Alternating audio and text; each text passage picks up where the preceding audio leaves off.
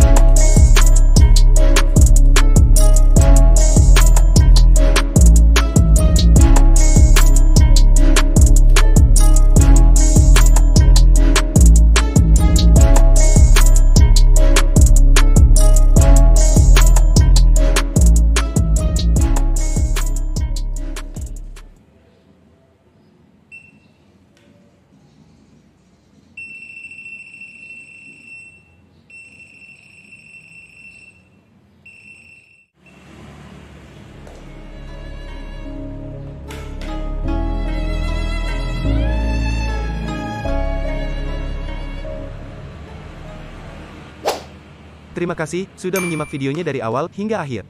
Sampai berjumpa kembali di video saya selanjutnya.